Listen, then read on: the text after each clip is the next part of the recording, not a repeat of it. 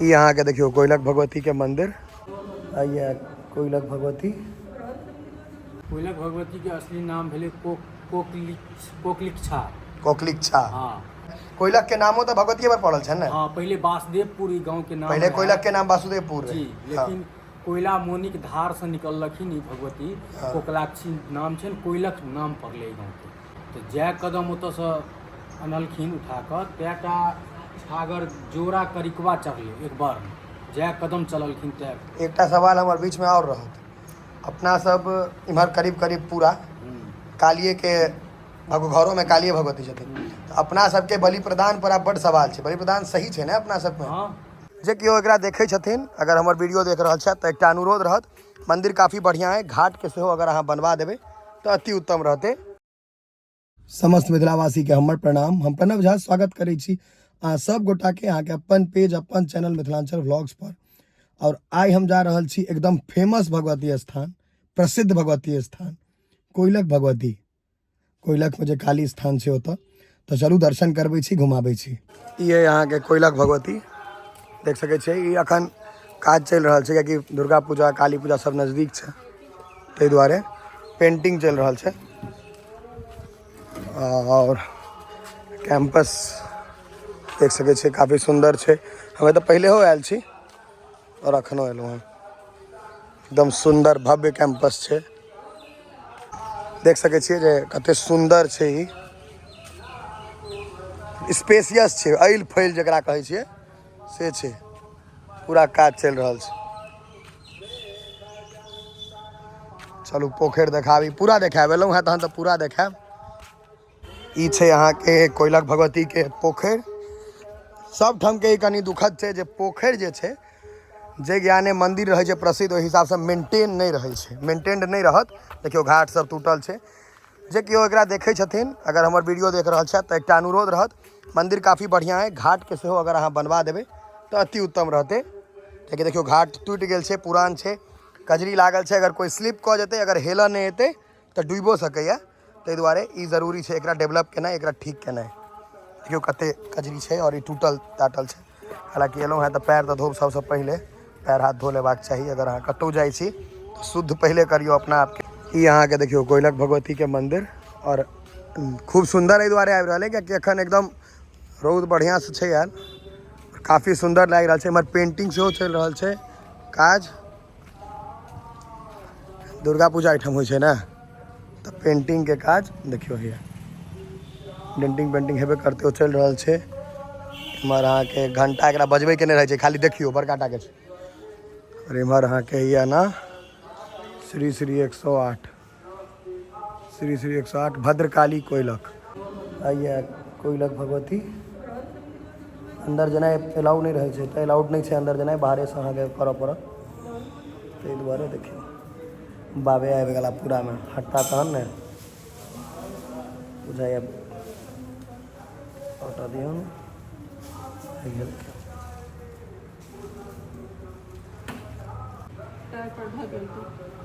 इसी वहाँ पर पूजा पाठ में लग गया, मम्मियों का हुआ सब पूजा पाठ में।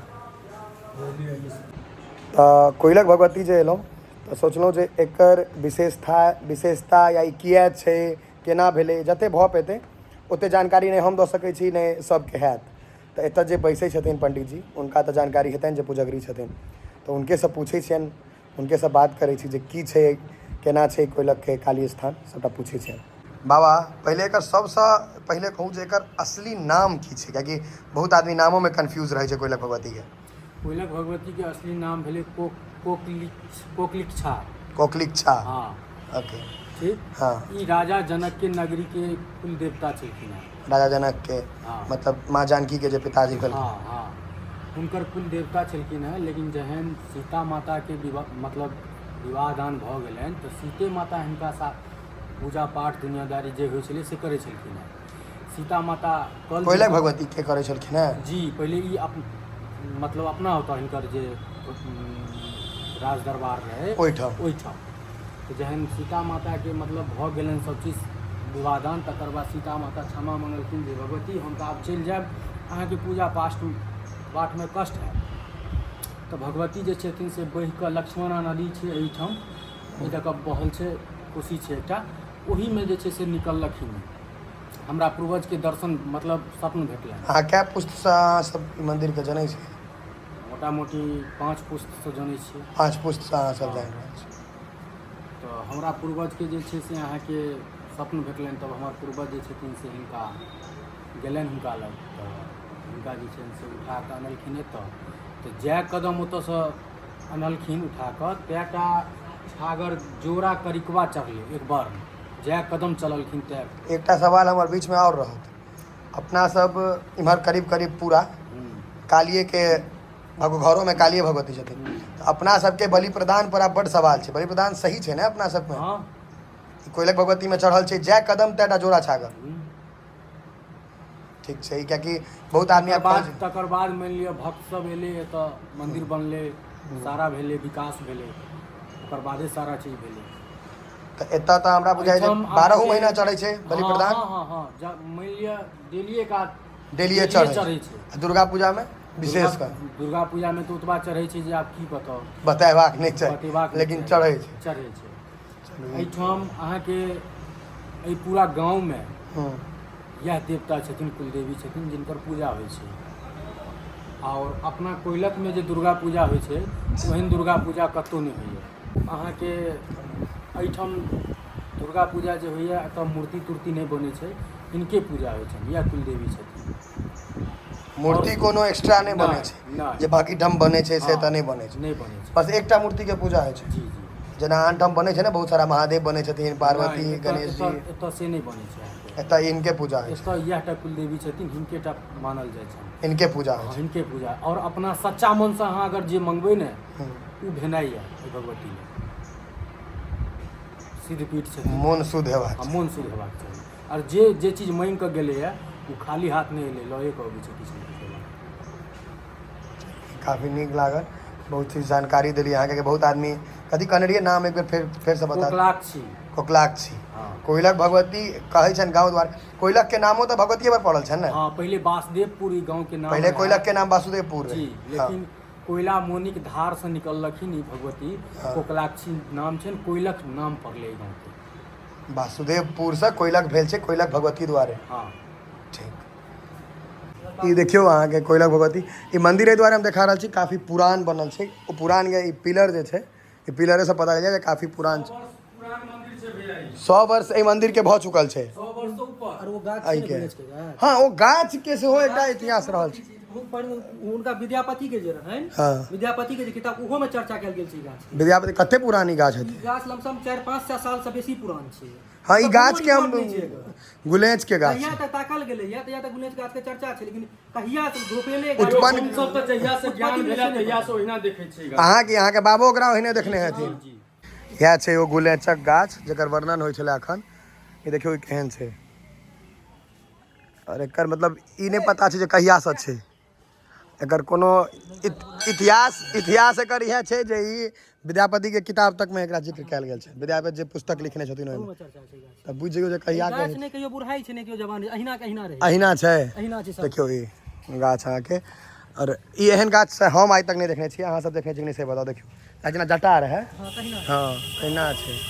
और ई गुलेचक गाछ अहाँ के सब ठाम भेटबो नहीं करत। एकर फूलो काफी सुंदर होइ छै। एखन तऽ नहीं है, तोड़ि देने हेथिन।